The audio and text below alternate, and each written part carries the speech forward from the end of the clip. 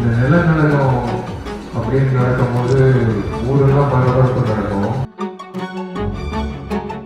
ஆனால் விஷால் கொஞ்சம் நடக்கணும் அப்படிங்கிற ஊரெல்லாம் வந்து இன்னும் பயங்கர பரபரப்பு நடந்துச்சு. இந்த கருவத்தை திறக்கும் அப்படின்றது நாங்கள் சார் வந்து 12 வருஷமா வந்து காத்துட்டு இருந்தோம். இந்த கருவத்தை இருந்தால் மலகஜ ராஜா கேட்கணும் அப்படின்ட்டு. இப்போ என்னன்னா நான் ஏன் இந்த மைக்கு எடுக்கிறேன்னா, இந்த நிலநடுக்கம் அப்படின்னு நடக்கும்போது ஊரெல்லாம் பரபரப்பு நடக்கும். ஆனால் விஷால் கொஞ்சம் நடக்கணும் அப்படின்னு நடக்கும்போது ஊரெல்லாம் வந்து இன்னும் பயங்கர பரபரப்பு நடந்துச்சு. அன்னைக்கு வந்து உடல்நிலை சரியில்லை. ஆனா ஒரு விஷயம் மட்டும் நான் வந்து தெரிஞ்சுக்கிட்டேன். எத்தனை பேர் வந்து என்னை நேசிக்கிறாங்க, எத்தனை பேர் வந்து என்னை ஆதரிக்கிறாங்க, எத்தனை பேர் வந்து மனசார என்னை வளர்த்துறாங்க, எத்தனை பேர் என்ன லவ் பண்றாங்க.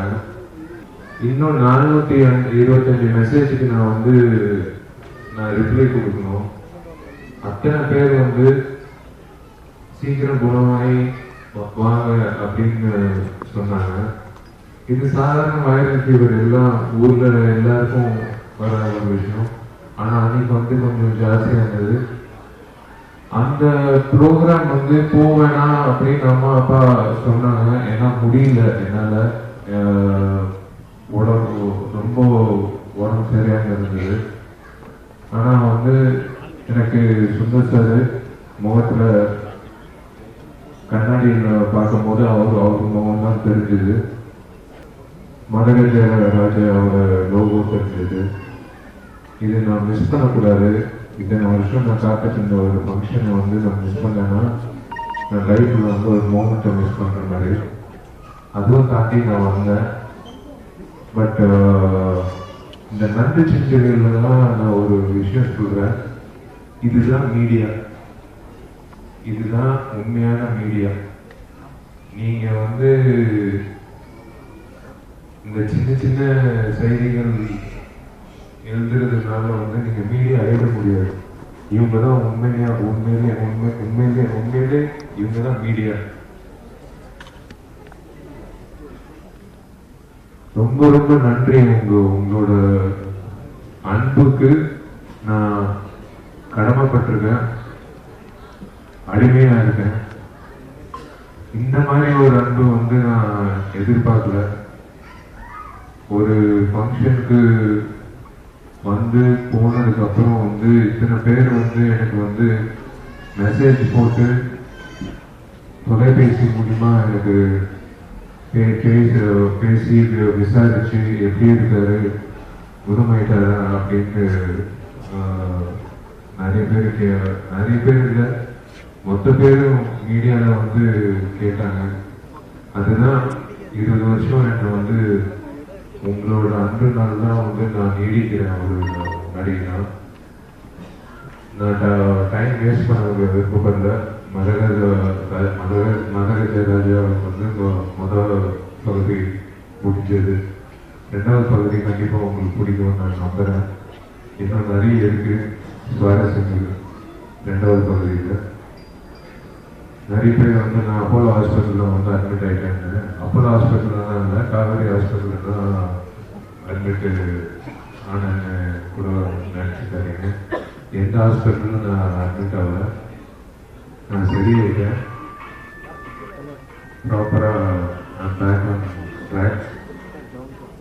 அதான் மார்க்கெட்டிங்கில் சொல்கிற மாதிரி நான் விழுவேன்னு பார்த்தியா, விழவும் மாட்டேன்.